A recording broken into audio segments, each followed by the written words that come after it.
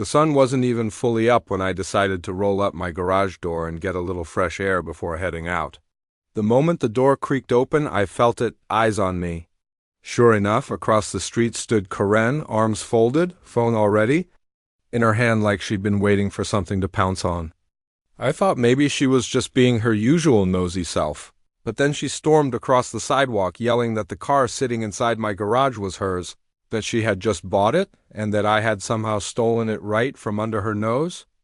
At first I laughed, thinking this was another one of her dramatic scenes that the neighborhood had gotten used to. But she wasn't joking. Her face was red, her voice was shaking, and before I could even explain, she had already dialed 911. I stood there dumbfounded, watching her scream into the phone that I had broken into her vehicle and hidden it inside my house. Neighbors started peeking out of their blinds, some even stepping onto their porches, curious about the commotion. I couldn't believe what I was hearing. The car in question, it was my car. Registered in my name, sitting in my garage for months. Insured and everything. Yet here was Karen, telling dispatchers that she had just signed the papers on that exact model and that I somehow snatched it before she could even take it home. She wasn't just making a scene, she was spinning. A full-blown story. When I tried to reason with her, telling her I had proof of ownership, she just shouted louder, insisting I was lying, that the police will sort this out, and I'd be in handcuffs before breakfast. At this point, the neighborhood was fully awake, and people started recording on their phones.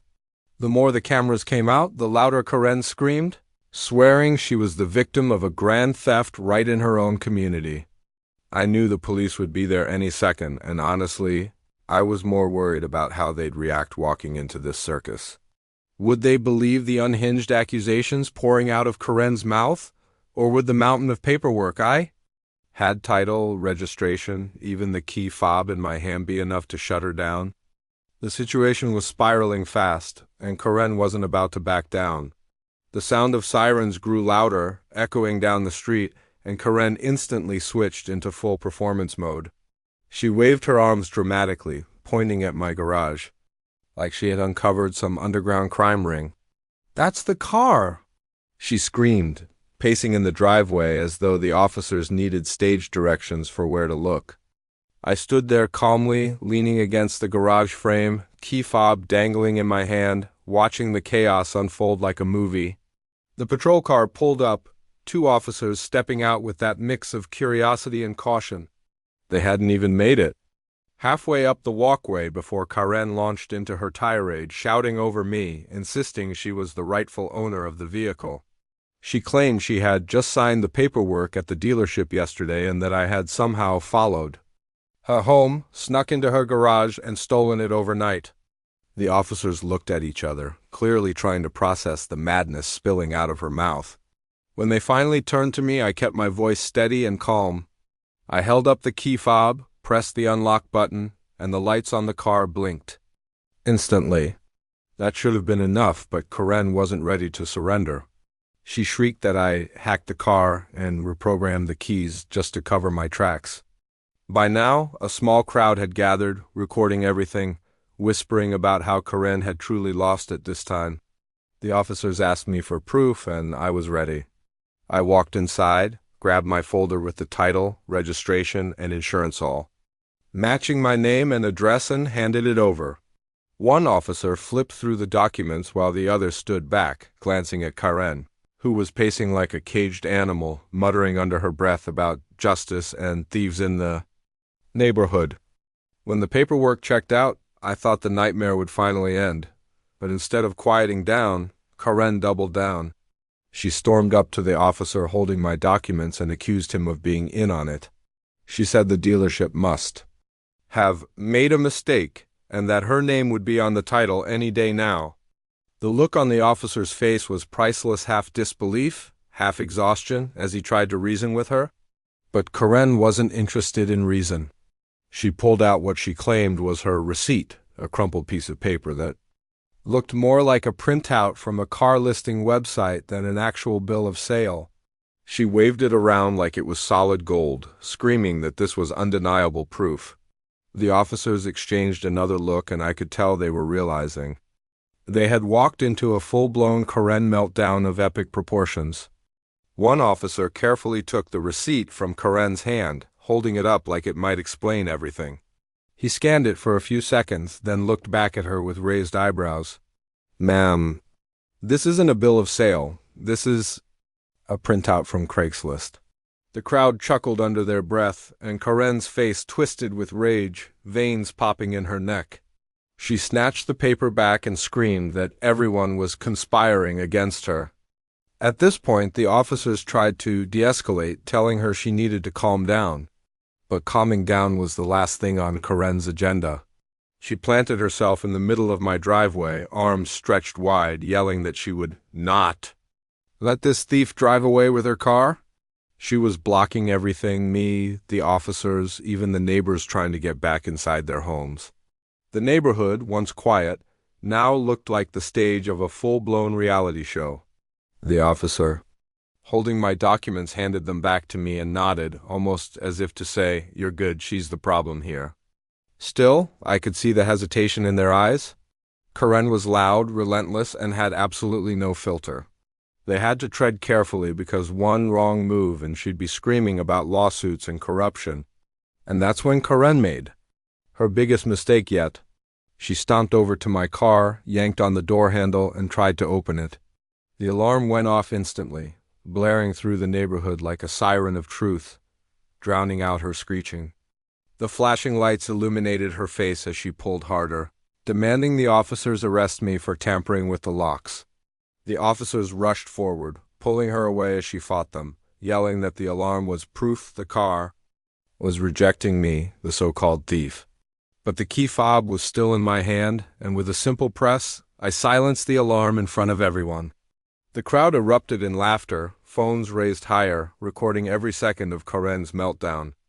Karen's shrieking grew even more desperate, her voice cracking as she accused the entire block of harassing her. The officers were done playing nice. One of them firmly told her to step aside or she'd be facing charges herself. Her eyes widened, and for the first time she looked rattled, not because of the truth, but because the spotlight she craved was turning against her. Karen's voice hit a new pitch, the kind that made everyone flinch, as she pointed wildly at me and shouted, "He's bribing you! He paid you to cover this up!" The officer who had been silent up until now finally stepped forward, his tone sharp and firm, cutting through the chaos. "Ma'am, enough. You need to calm yourself before this becomes a bigger issue for you." His words weren't a suggestion, they were a warning. But Karen wasn't built to take warnings. She jabbed her finger toward him, declaring she would be filing a federal complaint and that the entire precinct would hear about this cover-up. Her tirade was so over the top, even some of the neighbors filming started shaking their heads in disbelief, whispering that she'd finally gone too far this time. Then she tried her final stunt. She lunged toward the hood of my car and sat on it, crossing her arms like a protester chaining themselves to a tree. "If this is really his car," she screeched, "then prove it by driving off with me on it." Gasps rippled through the crowd, some laughing, others stunned at how far she was willing to go. I couldn't believe it myself. She was now literally trying to hold my car hostage. The officers hurried over, one grabbing her by the arm and demanding she get off immediately. But Karen clung to the windshield wipers, screeching like she was being dragged into a medieval dungeon. The metal strained under her grip, threatening to snap, and I could feel my frustration boiling over. This wasn't just a scene anymore. She was damaging my property in front of half the neighborhood. The officers peeled her off the hood, and that's when the shift finally came. No more patience, no more polite warnings. One officer reached for the handcuffs, while the other read her the riot act, telling her she was now interfering, trespassing, and possibly facing destruction of property charges. Karen thrashed, screaming that she was the real victim, but the sound of cuffs clicking around her wrists silenced the crowd in a way nothing else had. Still, even with her hands behind her back, she kept yelling, swearing she had documents. At home, that would prove everything.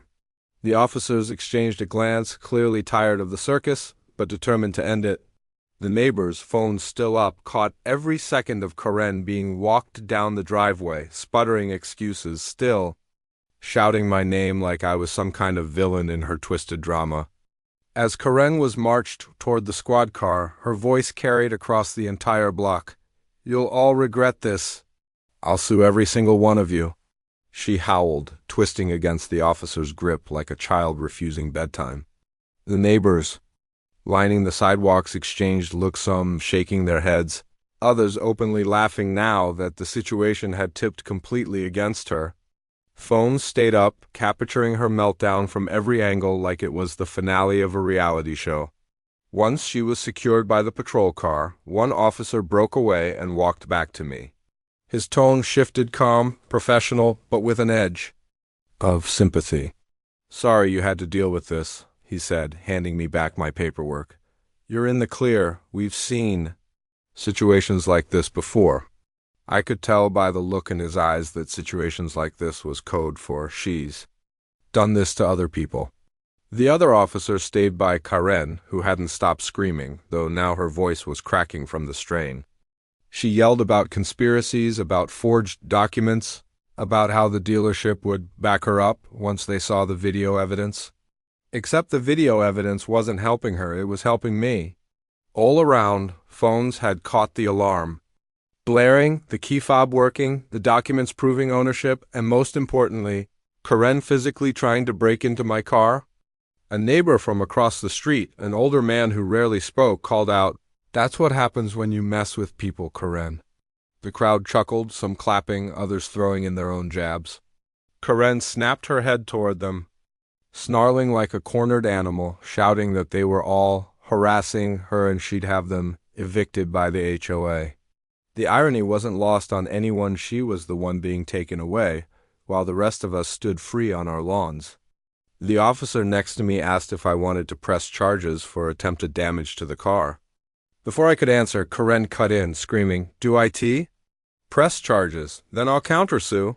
Her voice echoed down the street, but this time nobody looked convinced. For once, the power she thought she held was gone, slipping through her fingers as fast as her credibility. And yet, even with cuffs on, even with the officers ready to haul her away, I could see it, Karen wasn't finished. Her eyes darted wildly, searching for something, some last shred of control, some way to flip the script before the door of that squad car shut behind her. Karen's eyes locked onto the crowd, and suddenly she found her angle. She leaned against the squad car, cuffs clinking behind her back, and shouted at the neighbors, "You're all witnesses. You saw him admit it. He said it was HI's car because he stole IT." The absurd twist made the crowd laugh louder, but Karen treated it like her final courtroom speech, projecting her voice like she was convincing a jury. One of the officers pinched the bridge of his nose, clearly at the end of his patience, while the other sternly told her, "Ma'am, no one here is validating your story. You need to stop." But she didn't stop. Her desperation only grew. She started pointing her shoulder toward random neighbors, naming them one by one. You saw it. And you. Don't lie, you know this car was mine." Each neighbor she singled out shook their head or muttered back that she was out of her mind, but that didn't slow her down. Then came her boldest move yet. Karen threw herself sideways against the squad car and screamed, "He assaulted me. He shoved me into this car. I want this on the record." Gasps rippled through the crowd, but not in the way she expected. Everyone had their phones up. Everyone had footage. And in every single video, Karen was the one thrashing, lunging, and grabbing at things that didn't belong to her. The officer by the door opened it, clearly ready to put an end to her theatrics, but Karen dug in her heels. "No, I'm not getting in until you arrest him too." She nodded toward me, eyes blazing, convinced that if she stalled long enough, the narrative might somehow shift. But instead of swaying anyone, her stunt only made the crowd restless. Neighbors began calling out, "Get her out of here already," and "We've had enough." The officers exchanged one last look. The circus wasn't going to end until they forced it to. With practiced efficiency, they guided her down, slid her into the back seat, and shut the door before she could make another scene. The glass muffled her shrieking, turning it into nothing more than background noise. But even through the window, her mouth was still moving, spitting accusations into the void. And yet, sitting there cuffed in the back of the squad car, Corinne's eyes never left me. It was like she was silently promising that this wasn't over, that somehow, someway she'd come back swinging. The moment the squad car door slammed shut, a strange hush fell over the street. The screaming was still there, muffled through the glass, but without Corinne's voice cutting through the air, everything felt lighter. Neighbors slowly lowered their phones, some whispering, some shaking their heads, others just relieved it was finally over. You could almost feel the collective sigh of finally. One officer stayed by the car, keeping an eye on Corinne as she rattled the window with her shoulder, while the other came back over to me. He spoke quietly, almost like he didn't want to give her the satisfaction of hearing. "Look," he said, "this probably won't be the last time she tries something. We've had multiple calls from her before, but you've got your paperwork. You've got your neighbors backing you up, and you've got about 15 different camera angles of what went down today. You're covered." The words sank in, but they didn't exactly put me at ease. I glanced over at Corinne in the back seat. Her face was pressed against the window, eyes locked on me like she was memorizing every detail, every move, already plotting her next attempt. Even in handcuffs, she had that manic determination, the kind of look that said this was only round one. Then the neighbors started speaking up. A woman across the street called out, "You need to press charges." "She can't. Just keep doing this." Another man chimed in, "She's been pulling stunts for months. Someone has to stop her." Their voices grew louder, some angry, some encouraging, but all aimed at the same conclusion. They'd had enough of Corinne terrorizing the neighborhood. For the first time, I realized this wasn't just my battle, it was everyone's. The officer gave me a card with his name and case number, telling me to hold on to it in case I wanted to follow up. "Document everything," he said firmly. "She thrives on making noise, but the paper trail is what matters." I nodded, slipping the card into my pocket, but my attention kept drifting back to the car. Corinne was still mouthing words through the glass, her face twisted in rage, and though I couldn't hear her, I could imagine exactly what she was saying. Because in her mind she hadn't lost. She was just regrouping. The engine of the squad car rumbled to life, and that low vibration seemed to snap the street back into motion. Neighbors began drifting off their lawns, still talking among themselves, some replaying the videos they'd captured, others shaking their heads like they couldn't believe what they had just witnessed. The tension of the morning was loosening, but not completely, because Corinne wasn't done, not even with the car doors locked and the officers ready to drive away. She pressed her face to the window, her breath fogging up the glass, and started tracing words with her finger on the condensation. At first it looked like nonsense, but then the shapes became clear. She was writing "thief" over and over, her eyes boring into mine like she was carving the accusation into the air itself. A chill ran through me, not because I believed her lies, but because it showed just how far gone she was. Even cuffed, even cornered, she needed the last word. The officer behind the wheel noticed and tapped the glass with his knuckle, telling her to stop. She jerked back, but then leaned forward again, this time forming the words "See you" in jagged, uneven letters. The crowd reacted with a collective murmur, some uneasy, others scoffing, but I just stood there frozen, staring at the message until the wipers smeared it into streaks. The squad car finally pulled away, rolling slowly down the street, Corinne still twisting in her seat to glare out the back window. A few neighbors clapped half-heartedly as if they'd just watched the villain get dragged off stage, while others came over to me. One woman put a hand on my shoulder and said, "You handled that better than anyone could have." Another man muttered, "She be back? You know that, right?" His words lingered heavier than I wanted to admit. As the flashing lights disappeared around the corner, the block felt strangely quiet, like the silence after a storm. But that silence wasn't comforting, it was loaded. Every glance from a neighbor, every hushed conversation carried the same unspoken thought. This wasn't the end. Corinne wasn't gone, she was just plotting her return. For a while after the squad car turned the corner, the neighborhood lingered like a shaken audience after a chaotic show. People swapped stories, compared the clips they had recorded, and some even joked about uploading Karen's meltdown online. But under the laughter, I could feel an unease humming in the air, like everyone knew this wasn't the final curtain. When the last neighbor drifted back inside, the street fell into an eerie stillness. I shut the garage door slowly, the motor's hum echoing in the silence, and locked it tight. My car sat there, innocent and gleaming under the light, but now it felt like a target rather than just my ride. I grabbed my paperwork again and tucked it into a drawer in the kitchen, just in case the storm circled back sooner than expected. Hours slipped by. The adrenaline wore off, replaced with a strange heaviness. I tried to distract myself, tidied the living room, flipped through channels, but every sound outside caught my attention: a barking dog, a car door slamming down, the block. Even the creak of a branch against the siding made my chest tighten. Karen's face, pressed against that squad car window, replayed in my mind with those smeared words, "See you," by late afternoon. I stepped outside again, just to prove to myself that life was moving forward. A few neighbors were still out quietly, mowing lawns or watering flowers, giving me nods of solidarity when they saw me. One even muttered, "We'll keep an eye out tonight." It was meant as reassurance, but it only reminded me how fragile things suddenly felt, like we were all bracing for her return. And then, as the sun dipped low, I noticed something that froze me in place. On the edge of my driveway, tucked just under the mailbox, sat a piece of paper folded neatly in half. I bent down, picked it up, and unfolded it.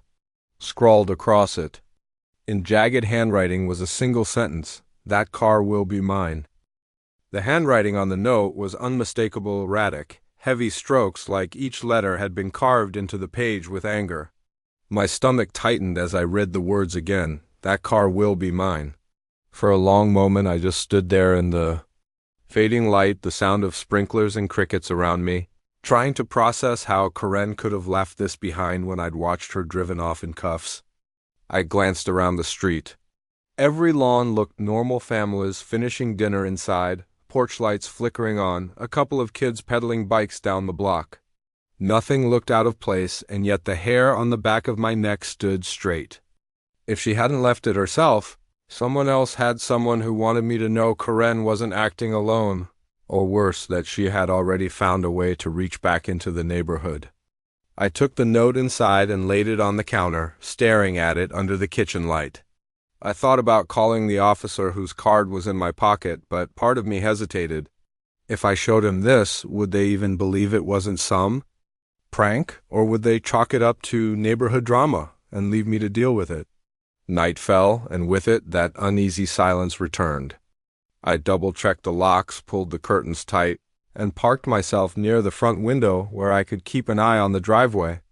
Every passing pair of headlights made my chest tighten. Every crunch of gravel had me leaning forward, ready to see if it was her. Hours slipped by like that, my nerves stretched thin, until just past midnight, there it was, a shadow. Someone moving slowly near the end of my driveway, their shape barely visible under the glow of the street lamp. They stopped right where the note had been left earlier, crouched down, and stayed there for what felt like forever. My grip tightened around the blinds, heart pounding so hard I could hear it in my ears. And then, as if sensing me watching, the figures stood up straight and turned their head toward my window. The figure straightened under the dim street lamp, and for a split second, I thought my eyes were playing tricks on me.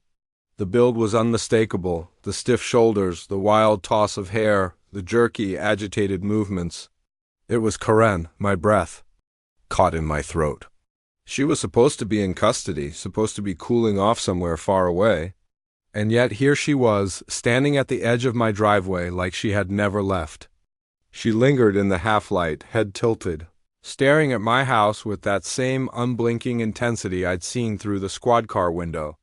My phone was in my hand before I even realized it, thumb hovering over the officer's number.